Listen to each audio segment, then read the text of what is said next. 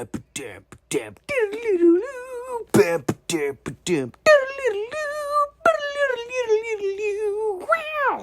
what's up, everybody? It's me, SK Migs. I'm Ricky the Uchiha. And we are Infinite Crossover. And today, we're going to be talking about weapons. I'm gonna beat you up. It was a really good movie. Super freaking good. Yeah, I had to fucking beg this guy to come to the movies with me just to watch this movie. I'm not really a fan of scary movies, that's why, and he's been picking on me for these past few days. Yeah, I mean, he liked it. At the end of the day, after the movie, he was like, yeah, it's a good movie, but I wouldn't watch a scary movie for this channel ever again, probably. Nah. First, maybe not the last, we'll see. Weapons is a movie written and directed by Zach Cregger. It stars Julia Gardner as Justine, Carrie Christopher as Alex, Josh Brolin as Archer, Benedict Wong as Marcus, Austin Abrams as James, Alden Ehrenreich as Paul. I will give my flowers out to Amy Madigan. She plays Gladys. The movie, I feel like, was about grief. You know, there's just a lot of motifs. If you don't know what the movie's about, 17 school children, third graders go missing one night. Yeah, in the middle of the night, and parents wonder where they are, and the police continue to investigate and come to the conclusion that the teacher probably killed them. Yeah, Justine, or she did something to them. As you go through the movie, it's told in like a Tarantino-esque fashion, where it takes the point of view of multiple characters in a timeline, you know. And as you go through the film, you see through different characters' points of view as to what really happened in the mystery. Yeah, and you could see like the grief and pain to see how they're facing this situation before, during, and after the incident. Mm-hmm. That's actually a good point. Yeah. You know, you see, you take the point of view of Justine, the teacher. She's just confused and like traumatized at the fact that her whole class has gone missing, and that everybody's pointing the finger at her as if she's the culprit, and the actions she goes through to try to crack this case to see like what happened. We see several instances of alcoholism and drug abuse through the movie as people cope through the struggles they deal with in their daily life. Yeah, and because of this situation of wanting to solve this case and wanting to find justice for her, she starts to like drink a lot, become like very, very scared to be around people, because she's afraid that people will call her a witch because she disappeared all the kids. Nothing's off the table, right? But yeah, another character in the film who's really dealing with grief, it's Josh Brolin's character Archer as a father. I mean, you see like a father dealing with losing his child, you know. What happened to them? Like, where are they? You know, like you see him crawled up in his child's bed, reminiscing on him and thinking about him. And like when I was watching the film, I was really like relating it back to what's happening right now, like around the United States, as children are going missing all over the country, you know, especially out here in California. You really can't trust, I mean, like, you know, law enforcement. Hey, Archer is going to law enforcement. He's like, well, what's going on? Like, you know, what did the canines do? Well, like, what about the teacher? Like, obviously she did something. Like, why aren't you guys doing anything to find my children? Like, you know. So he takes action into his own hands, and Yeah, but just just the grief that he's dealing with, that he as a father who's missing his child. He's and he's also very very suspicious of the teacher because supposedly there's a document that the teacher has records of being unstable and work, and so probably that has something related to the kids missing. Yeah, there's like they mentioned in the film like she has inappropriate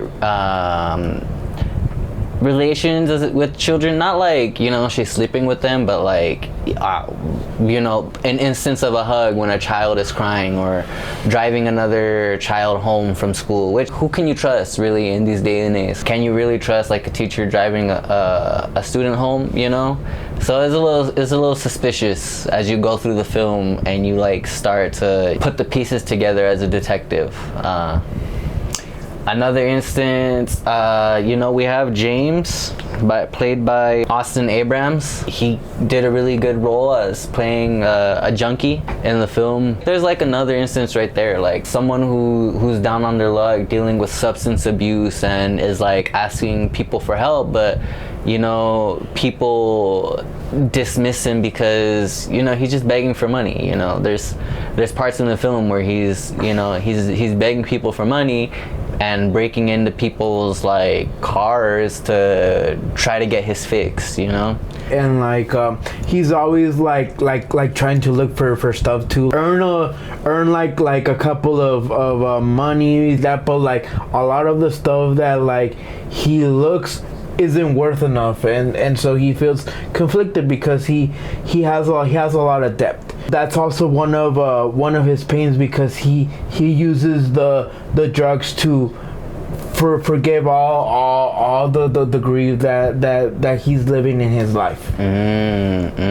Yeah, dealing with a lot of grief. Who knows what happened to him to make him houseless, dealing with that. Yeah, it just shows like the typical stereotype that like most homeless people are like sick, and like the reason why they don't want to improve themselves is because they're drugs. But most homeless aren't that way. Most homeless face too many like mental diseases, and stuff like that. Yeah, he faces a lot of obstacles in his life. Even when he's calling around people and being like, hey, like, I have a job, I just need money to buy good clothes, buy good shoes so that I can go to work, and then when I get money I'll pay you back. But like people dismiss him because like he has his substance abuse, and that is it is an illness. Addiction is an illness, and just the way people cope with their lives, like the alcoholism with Justine the teacher, and the I don't know, what is it, heroin addiction. I'm not really sure. I don't know. I don't smoke out of a crack pipe, so I couldn't tell you. And I also don't do drugs either. Yeah, you can look at my arms, roll up your sleeves out there. Yeah, nothing. Right there. Nothing. Just playing. But we touched on the teacher Justine. We touched on the dad. We touched on James. There's also the cop, Paul, by Alden Ehrenreich. Played a really, he really played a good cop. There's instances of police brutality. It's not like he's not doing his job, right? Patrolling, keeping the community safe, looking for the missing children. But there is an instance in the film where he's worried that, oh shit, I'm about to get caught up with like hepatitis or AIDS, and so he freaks out. Then police brutality, and but like instances like that, and also he's very friends with the teacher Justine, and so he wants to help her, but he doesn't really know how to help her. They're ex-lovers, as you go and you see through the film, and just different ways people cope with their issues. Yeah, because wasn't he like a married man? Yeah, he I think they were engaged. Oh, okay. Or maybe not, but like, there was like moments, where he is like you know, his girl's all like, oh, I'm ovulating, you know, so it's the perfect time to try and have kids if we're gonna have kids. And he's like, you know, that instance, like, oh, that sounds great, honey. But the moment he's off the phone, it's like, fuck. He really isn't happy with relationships. Another phenomenal role. Honestly, every single actor in this film was phenomenal. Like, I really loved everybody's portrayal of who they were personifying, and it was just amazing. Like Benedict Wong, who played Marcus, the principal. He really nails it in his roles, and he's mostly funny in them. Yeah, so it was interesting to see him in a much more serious position this time as a school principal, dealing with parents and the teacher, and being like, look, I know you didn't do it, you know, but you need to take a break. Here's some counseling services, you know, to help you cope with these issues. He's also in a lot of pressure because he's facing a lot of pressure from the parents' end, and he's facing a lot of pressure to keep Justine as a teacher, and so he's really in a double-edged sword because he doesn't know which side to take.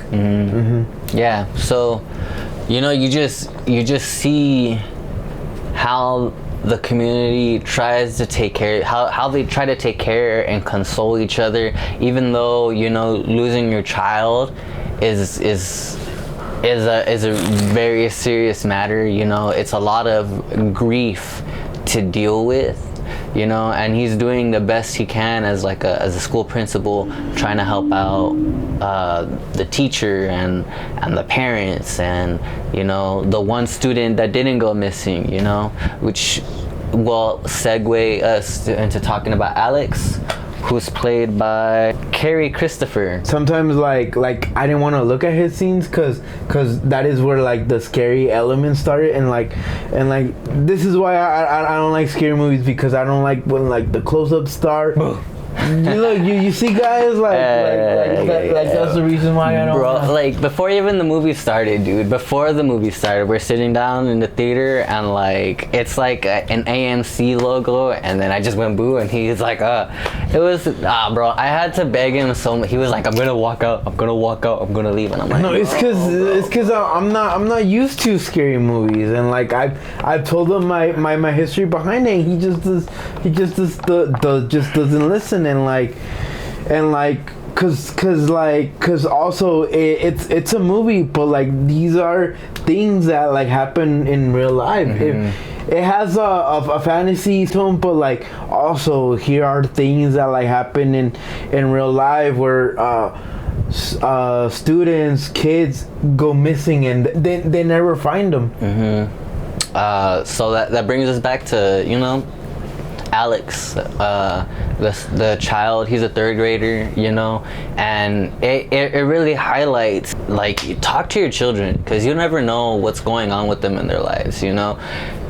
You know, he has a loving parents, right? But their parents doesn't know that he's being bullied. They're like, how was school today? And he was like, it's great. But, you know, there's parts in the film where he's very introverted, and like the teacher Justine wants to talk to him, but like a lot of kids like don't know like the motivation to speak up because they think something bad is gonna happen to them. And that's highlighted in the film, and like he's just like, you know, he's stuck. Like he doesn't know what to do. He just goes home and has to bottle up his emotions and cope with everything that's happening, you know. So it's like this movie, like, you know, it touches on grief, it touches on substance abuse, it touches on, like, you know, how people go about bullying, depression, and you know, that's why like it's super important to like check on your children and see how they're doing, you know.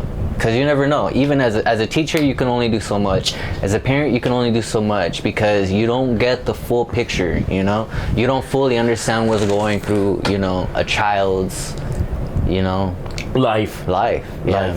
Yeah. And And like here is like the funny thing about scary movies, and I mentioned to him before, why do the majorities take place in small towns in the Midwest? There's just a lot of funky stuff happening in the Midwest. You don't know, man. They're just out in the boonies, like, because where does supposedly this movie take place? It's like Stranger Things happened in the Midwest. Friday the 13th happened in the Midwest. It's set in Maybrook, Pennsylvania. So it's not really Midwest. It's more of East Coast. Okay, but it's in a small town. Yeah, like I'm saying, like, you know, there's just not a lot of, like, you know, who's gonna regulate what's really happening over there in like smaller communities, you know? Like everything, it's local, you know. There's just like the small police force. There's a school, you know. People know each other, you know. Like, yeah. So without going too far into like what really happened, I think this is a great film about zombies. Is it about zombies? Because I thought it was like mostly like demons. I don't know, because there wasn't really too much like cantations. I mean, maybe a little bit, but there wasn't like a lot of like contracts with demons. Because you know, like in the dream scenes, and I saw it as demons. Yeah. I see it as zombies, you know. So like, what is it really about? You know, you have to find out. You have to go and watch the movie and see it for yourself. You know. So like, before we leave, let me ask you, like, you know, you say you didn't want to watch this one because you have history, you know. So if I can ask you, if you don't mind sharing with the internet, like, what's your history? I used to get like bullied and picked on with not physically, but like I would always go to Mexico, and I would like always like have cousins because I would always like travel to Mexico, and because I was always from here, like people from over there back then, they didn't like someone from here traveling over there, and because I was from over here, they didn't like me going over there, because you know how I was sometimes. Oh, you betrayed the nation, or you betrayed us, and they'll like bully me, because you know I wasn't like playing aggressively like them, and like sometimes like we'll watch like scary movies, and like when the movie will end, like they'll like dim the lights out, or like you know, like close the door, or like stuff like that. And like I have a lot of history, and like when it comes to that, and like it's, and like also horror, it's just not like a genre that's not my taste. With that being said, as horror not being his taste, I really have to tip my hat to my lady, Amy Madigan. Yeah, she was phenomenal in this film. You know, just from the moment she popped out, I was just like, wow. But I'm not gonna tell you too much about her. You know, you just have to go and watch the movie. You know, it's amazing. It's really good. You know, check on your children. Check on your loved ones. Make sure just see how they're dealing with life right now, because you never know, you know. We all cope with life differently, and especially children that right now it's so easy for them to get caught up in cyberbullying, and like parents are like, oh, just give them the phone, and like they just like so advanced, and like we don't know what they're watching. They're probably facing cyberbullying, and like we don't know what world they're living in right now. I want to dedicate this one to all the missing children that are being disappeared around the United States, like Virginia. You know, there was a huge sting, in Texas and in Nevada, you know, of people who are taking advantage of the federal policies to just disappear children, you know. And this one goes out to all the parents who are dealing with their grief as they are missing, you know, their parents or family, anybody who's dealing with missing someone that's being disappeared right now. This film, I feel like you need to go watch it, but this podcast goes out to you because, you know, your feelings matter and you deserve to be recognized and heard, you know, especially when you have people who are not taking these issues seriously. And when it comes to this, the wrong people always get blamed. Yeah. Have you seen the movie Weapons? Is there any scary movies out there that also deal with how substance abuse and coping and disappearing children? Did you see the film? What did you think about it? Have you not seen it? Are you like Ricky? Are you too scared to go see it? Tell us why you're too scared to go out and see a horror film, you know? Weapons, directed and written by Zach Cregger, already a classic, you know? I highly recommend you go see it. 10 out of 10. Yeah. And I took one for the team this time. We're gonna see if I can convince this guy to take another one. You know, probably we're not just superheroes. Probably not. I love zombies, bro. I was trying to get this guy to go see 28 Years Later, but he was all like, no. It's because I told you. I just did it because you wanted me to watch this movie, but I'm not. And 28 Years Later Part 2 is coming out. Tell me if you want us to review 28 Years Later. You know, if you want us to review the 28 franchise. Any kind of saga, any kind of... If there's anything that you want us to talk about and review and hear our thoughts about, you know, let us know in the comments section down below.